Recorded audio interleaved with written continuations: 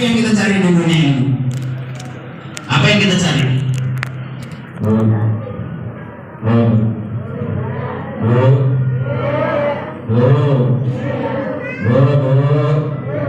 Nah, ada suaranya.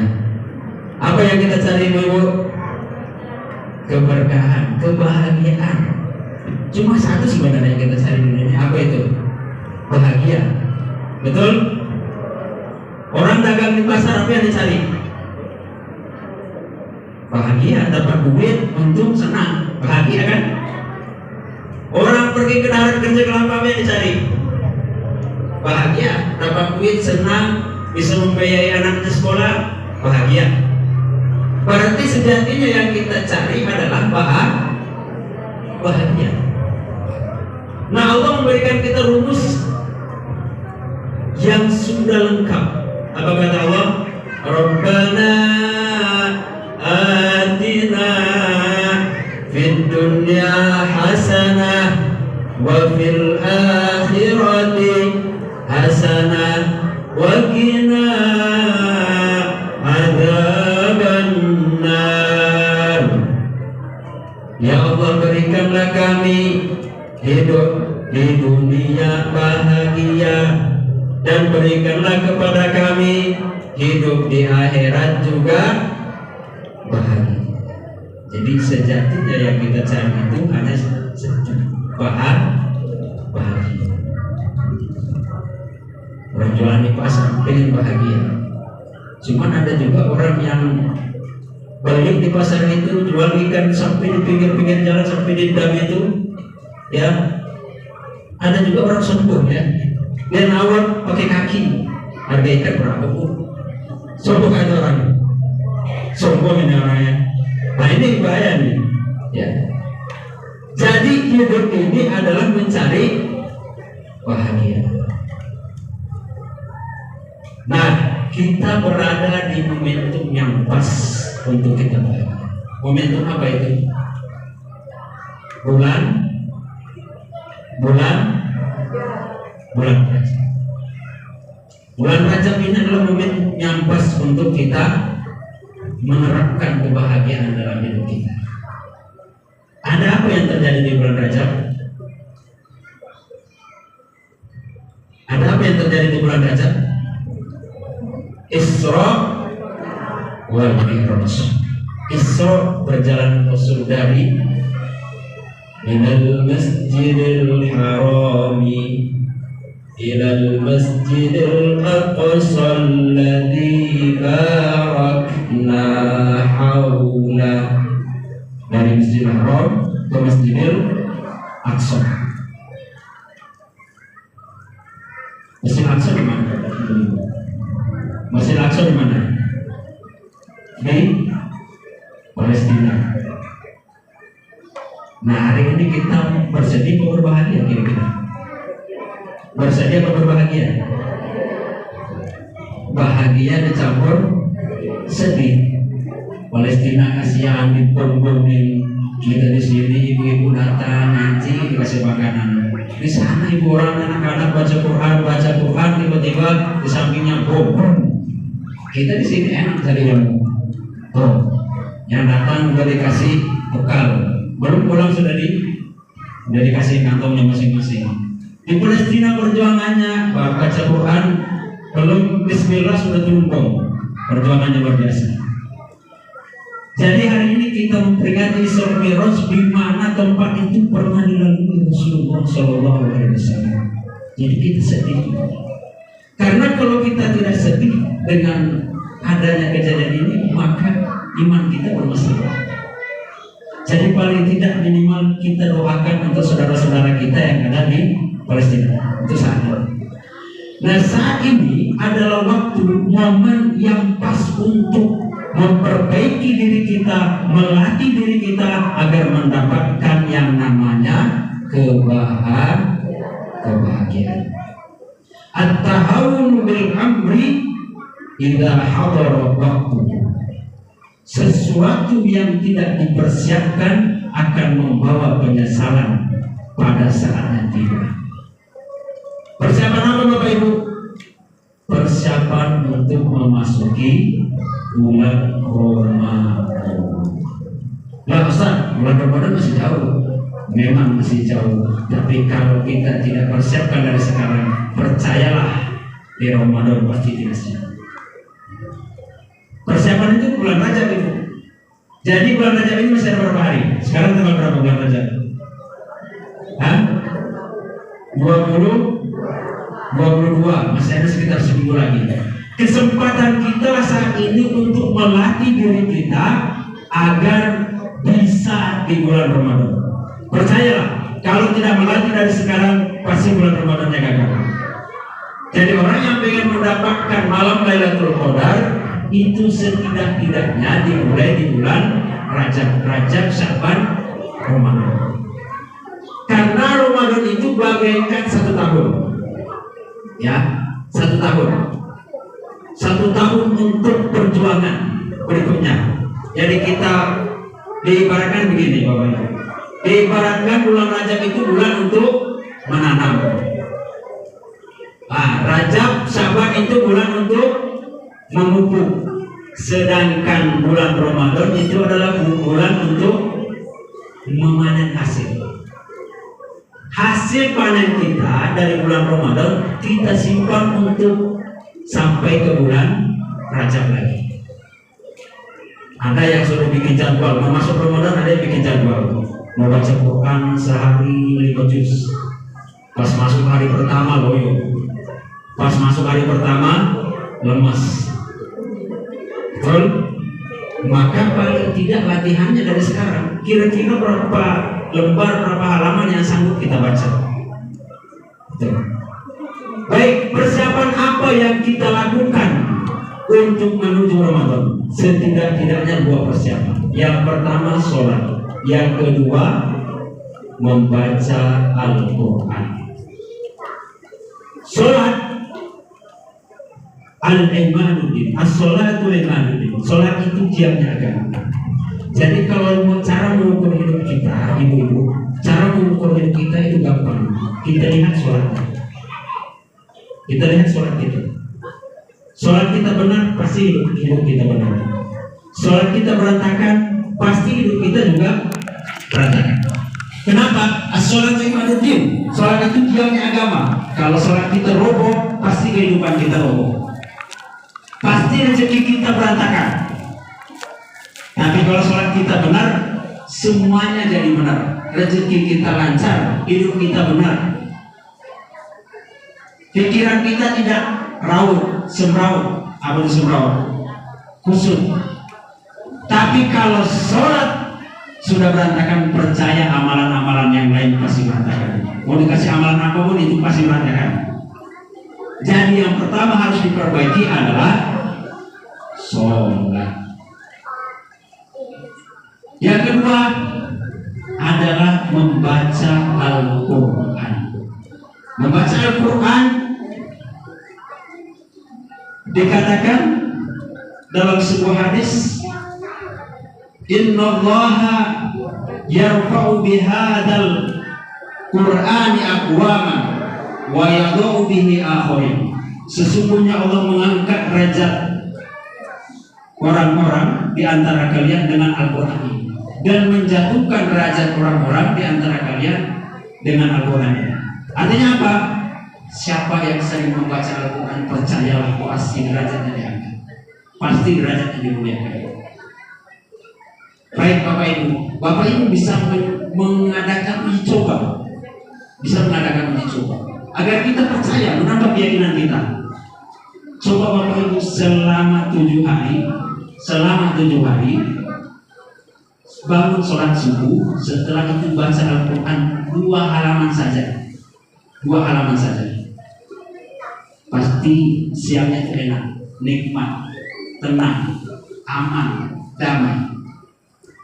Coba dilaksanakan.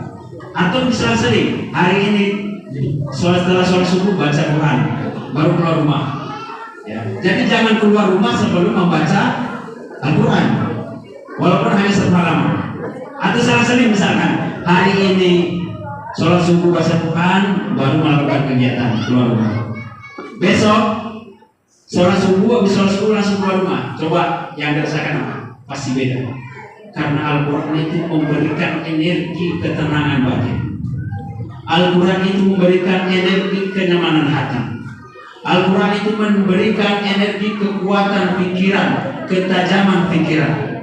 Maka ulama zaman dulu sebelum memulai belajar, mereka menghafal Al-Quran terlebih dahulu. Imam Syafi'i hafal Al-Quran 7 tahun, baru kemudian menghafal hadis. Di umur 11 tahun, Imam Syafi'i hafal kitab hadis karangan Imam Muwatta yang berisi 1 juta hadis.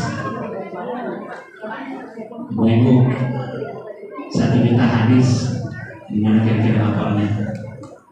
Bu, 1 juta hadis gimana hafalnya? Imam Syafi'i umur 11 tahun hafal 1 juta hadis. Bu, gimana hafalnya 1 juta hadis? Bagaimana hafalnya, Bu? Ustaz, jangankan 1 juta hadis, surah An-Nas, Al-Falaq, Al-Ikhlas saja suka kebalik-balik.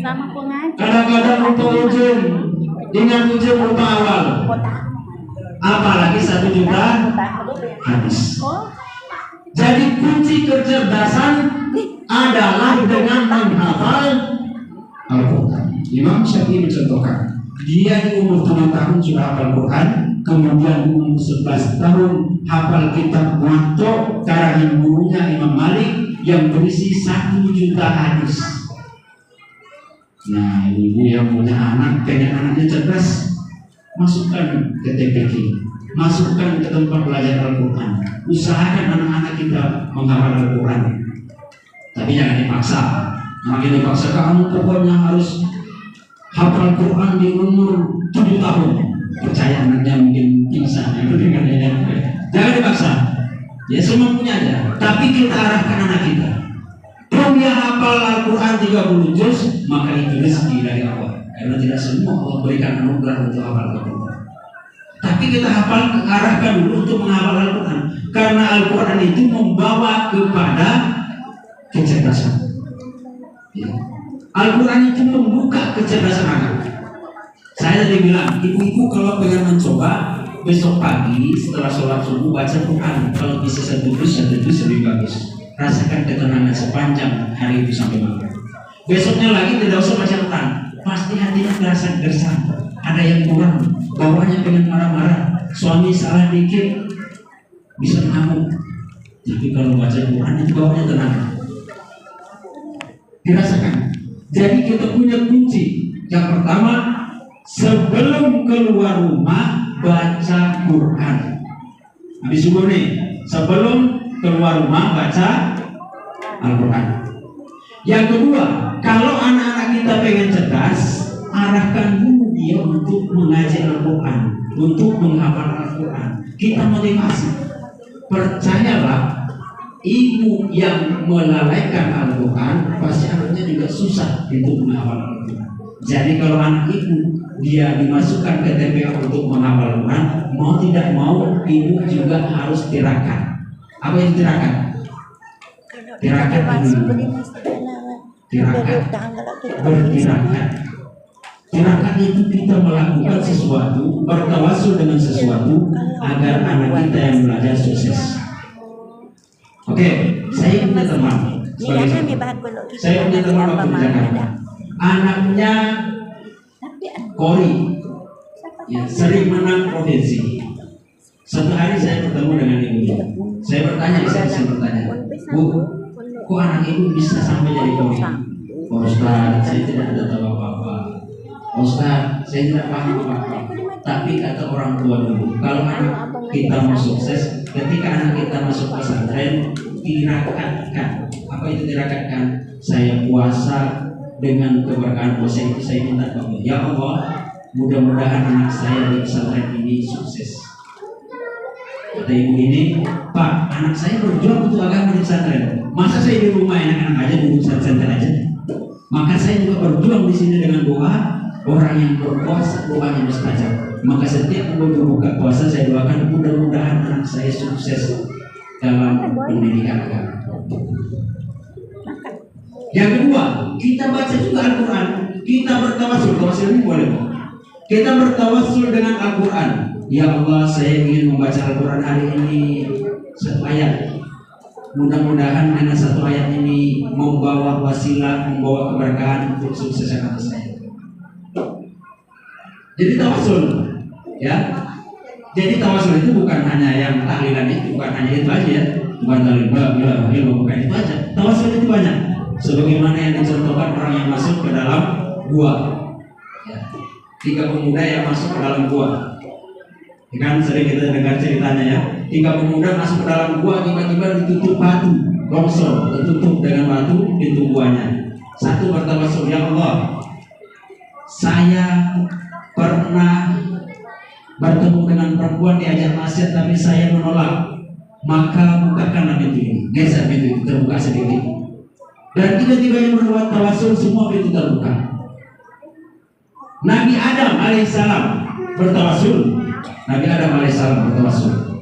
Nabi Adam diturunkan di Nabi Adam keluar dari surga, diturunkan di mana? Diturunkan di India. Diturunkan di India. Terus kalau itu Nabi Adam bahasanya kursi-kursi mutakhir. Tidak, karena Nabi Adam belum ada orang India waktu itu. Nabi Adam baru orang pertama di bumi. Diturunkan di India. Hawa diturunkan di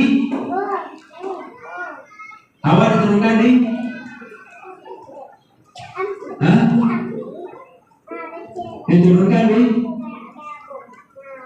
Mekah, ya. Nabi Adam mencari di mana Hawa, kekasihku, cintaku, sayangku, di mana dia? Tidak ketemu, keliling mencari.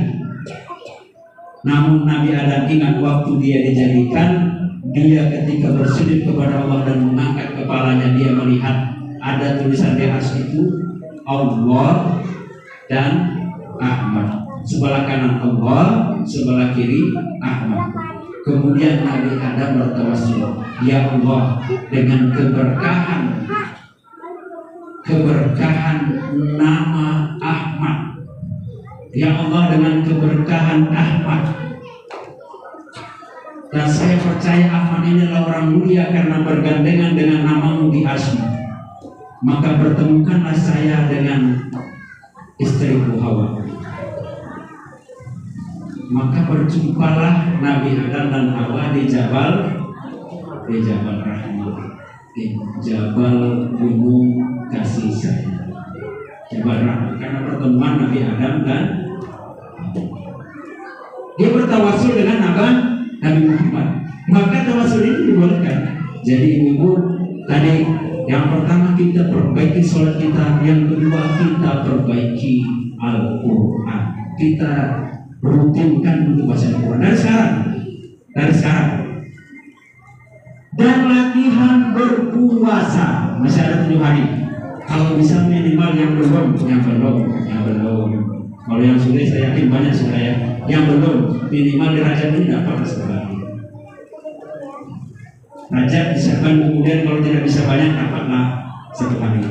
Jangan berangan-angan saya gaspol di bulan puasa, jangan. Berangan-angan gaspol di bulan puasa itu hanya hayalan yang tanpa buah. Kita disuruh latihan dari bulan Rajab. Perhatikan perintah sholat itu turunnya di bulan Rajab. Kita gas di bulan Rajab sholat ini, maka sampai bulan Ramadan bukan lagi sholat 5 waktu yang kita gas, tapi kita tambah sholat sunnah. Tidak kaget. Nah, kita yang sudah terbiasa dengan sholat 5 waktu, kita tambah sholat sunnahnya. Dan sekarang sholat malamnya, kalau tidak bisa di bangun malam, sholat hajat aja, lebih sisa sholat hajat, supaya bisa di Ramadan itu terbiasa terlatih sholat hajat 12 rakaat. 20 rakaat. Ditambah witir 3 nanti. Pas datang Ramadan baru ketemu manisnya. Cuman kalau mau digas Ramadan, percayalah pasti kelimpungan, pasti keberatan, pasti kecapean. Akhirnya mau pergi ke masjid, lihat dulu imamnya cepat atau lambat. Kalau cepat kita di situ, kalau lambat kita cari masjid yang cepat nanti. Betul? Karena tidak latihan dari bulan Rajab, maka kita harus latihan dari bulan Rajab ini, termasuk membaca Al-Quran. Baik, terakhir, saya di akhir penelitian saya meneliti Al-Quran. Saya meneliti sebuah majelis khatmil Quran, majelis khataman Al-Quran di Jakarta. Dari majelis itu saya mendapati beberapa poin. Yang pertama, saya beri judul penelitian saya tahfiz khatmil Quran dan kaitannya dengan living Quran, dengan kehidupan. Setelah saya teliti, saya mendapati Bapak Ibu dari hasil penelitian saya baru kemarin beberapa bulan yang lalu, itu yang mereka rasakan mendapat ketenangan batin. Yang pertama, dari hasil angket yang saya tebar, itu yang pertama mendapat ketenangan batin. Yang kedua, orang yang sering baca Quran, mereka yang ikut majelis itu khatmil Quran, khataman Quran di majelis itu.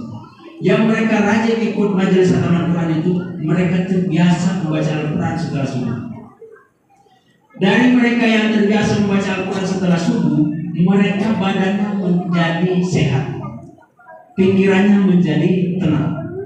Dan yang luar biasa, ibu-ibu, bapak-bapak, haji, ustaz, dan yang luar biasa, ada 2 orang dia sudah kena penyakit dan mewajibkannya untuk cuci darah 2 minggu sekali, seminggu 2 kali. Cuci darah seminggu 2 kali. Cuci darah ini penyakit berat. Kalau terlambat, jangankan terlambat harinya, terlambat berapa menit saja bisa menyebabkan kematian cuci darah itu. Tapi yang unik, ada yang cuci darah itu 2 orang itu. Yang pertama menceritakan setelah beberapa kali ikut majelis, kemudian dia divonis sembuh. Yang kedua yang lucu, dia ikut majelis khatmil Quran dan membiasakan diri selalu membaca Quran. Jadi pertama dia ikut majelis Quran, menghataman Al-Quran secara bersamaan, dan ustaznya sering memberikan motivasi bagaimana kalau kita membaca Al-Quran, dia merasakan banyak ketenangan, sehingga dia cinta Quran. Dia bawaannya ingin selalu baca Al-Quran, dia inginnya selalu baca Al-Quran. Akhirnya dia baca Quran aja kerjanya itu. Kata suaminya, dia istri saya baca Quran aja terus, sampai lupa jadwalnya untuk cuci darah. Sampai lupa, udah lewat berapa minggu jadwalnya untuk cuci darah. Sementara saya bilang tadi, ini penelitian ya, dan mungkin yang pernah kena cuci darah itu mungkin tahu.